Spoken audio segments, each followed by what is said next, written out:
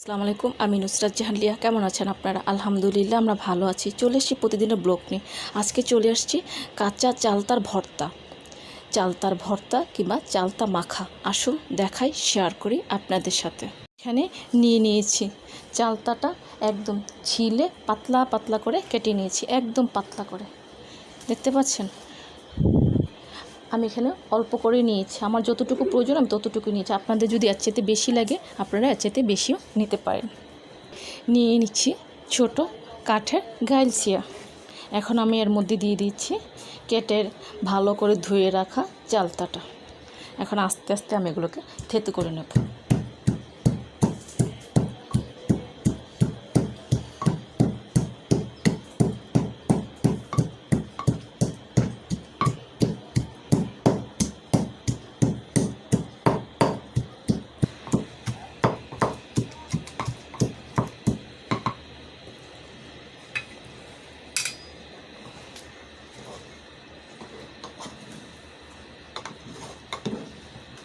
একেবারে থেতানো হয়ে গেছে।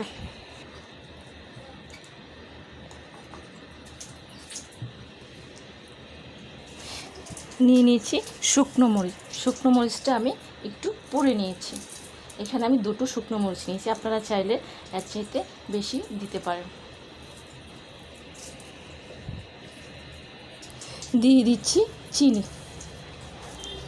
চিনিটা আমি দিয়ে দিচ্ছি 4 চামচের 2 চামচ, একটু মিষ্টি করবো এই জন্য। দিয়ে দিচ্ছি লবণ।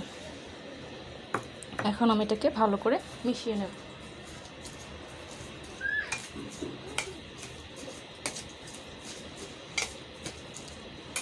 যেহেতু আমার ঝালটা কম, এই জন্য আমি মরিচটাও কম দিয়েছি। আর আমি এতটা ঝাল খাই না।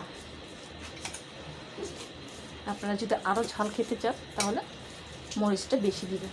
চাইলে এখানে আপনারা একটু শুকনো মরিচের গুঁড়িও দিতে পারেন।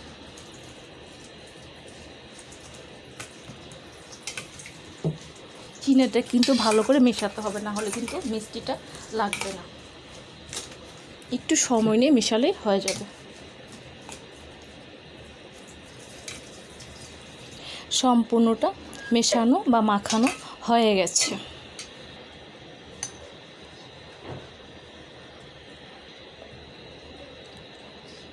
একেবারে হয়ে গেছে চালতার